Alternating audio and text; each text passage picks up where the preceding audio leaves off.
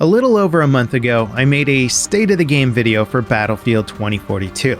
Back then, the game had patched out a lot of its major bugs and had fixed some early game balance issues, and the community was, well, unhappy, awaiting further news regarding basic features like scoreboards and stat tracking. Plus, everyone wanted an answer about where the game was going and what the plans were regarding things like specialists and map design. Now today, some things have been further refined within the game engine. There's less bugs and more balance, but nothing major. The majority of change has been in regards to the active player base and the overall community sentiment and knowledge of what's to come in the near future. And also some fairly alarming realizations of what happens to matchmaking in 2042 when it has a low player population. Now today, I still get many comments asking if the game is better now and if it's worth buying the game in its current state, which is a very difficult question to answer since it's entirely dependent on personal preference and how big of a Battlefield fan you are. Hopefully this video can give you an idea, but I do think an investment in 2042 right now should be primarily based on what you think the game will offer down the road versus what it offers right now. Because even if you buy the game now and enjoy the content now, well, that content is limited and it may not last you until the next season begins. So of course, the biggest change is the news development since my last State of the Game video, in which DICE notified us of a massive delay for Season 1 content, which would not be launching until the summer. But also that DICE are implementing a scoreboard, player stat tracking service, in-game VoIP, and that they're also going to be reworking specialists and maps. Now the scoreboard, VoIP, and stat tracking are going to be delivered in March, but regarding specialist and map design rework, well, DICE has been very vague on what they're going to do and when they plan to launch it. Now in terms of just simple order of operation, this is probably the most logical route forward. Fix the game first, then add new content later. And DICE are literally adding many of the things that I requested in my last State of the Game video. I just don't think anyone's particularly happy that it's going to take until March for the basic stuff and then summer to get brand new content. With the currently dwindling player base, there's a good chance that the game will become unplayable depending on your region, time of play, and match selection, if it isn't already difficult or impossible to matchmake for you already. Strong, new content, redesigned content, and a soft relaunch of the game is probably the best bet for bringing players back on board. And I mean, look, Battlefield 5 now boasts a higher average player count than it did most of its supported lifetime, so there isn't any reason why 2042 can't be rejuvenated, but I don't expect a lot of new players to be buying this game between now and some of the bigger content announcements down the road. Battlefield 2042 has been review bombed into oblivion, so anyone relying on, say, Steam reviews almost certainly won't buy the game. YouTubers and content creators that have supported the franchise over the years have shifted away and made announcements that they're stepping away from 2042. And of course, there's still lingering performance issues with the game. If you have a low-end PC, well, your FPS aren't going to be great, and from what I hear, the last-gen consoles don't particularly run the game well either. So with the hardware shortage and difficulty to get better gaming gear, it's going to leave many players with a lesser experience in 2042. Now, what about my personal perspective? Somebody with a powerful gaming PC capable of running the game at an enjoyable frame rate, and someone who enjoys the Battlefield formula so much that I'm willing to play just about anything that even resembles a Battlefield game. Well, with 2042, I'm pacing myself.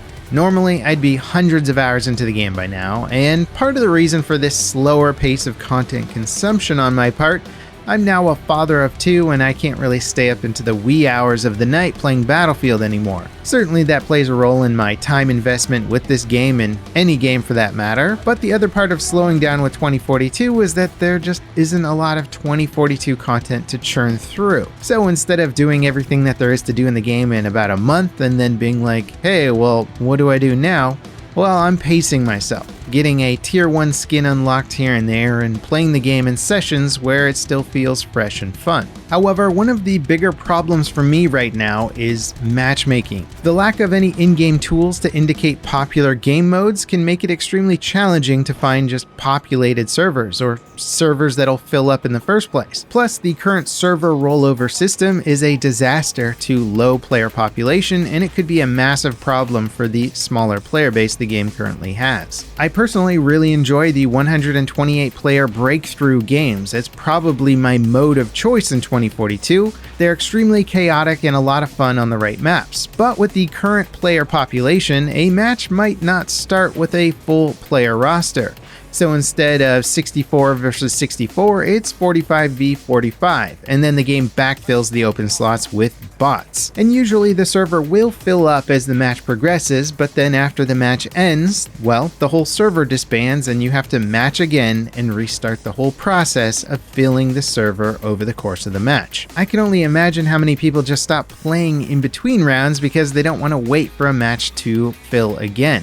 Instead of using the same population on a new map and having the server do a little bit of team balancing or something in between rounds, it just kicks everyone out and then expects them to re-queue for the same modes. Now, of course, this wouldn't really be a problem with 100,000 active players, but with low player population, it's becoming a big issue, and one that I certainly didn't have the first month or so of playing the game. I've also come to realize that the game would be significantly better without bots. Like, I'd much rather play on a lower pop server, such as a 45 versus 45 match, without it being backfilled with 38 bots just to fill it up.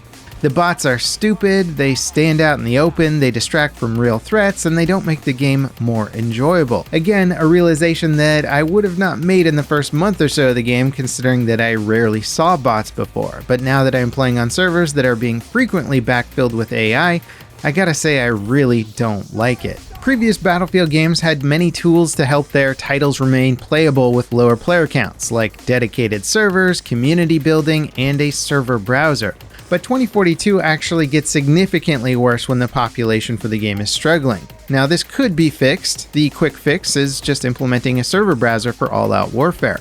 A more time-intensive fix would be developing a UI that allows players to see populated modes and then directs them towards what others are playing. I honestly think DICE might just have to quick patch in a server browser for all-out warfare at some point just to make the game playable between now and when the next major dose of content comes. DICE's latest blog post was called The Journey to Season 1, and well, they aren't joking. The next 5 months are going to be a very difficult journey for 2042 players. The game's low player population could make it difficult to play, if not unplayable, and the near future patches really aren't going to add content that will bring players back. Yes, a scoreboard, stat tracking, and VoIP are all needed and necessary features, but they're not the kinds of upgrades that are going to bring players back in droves.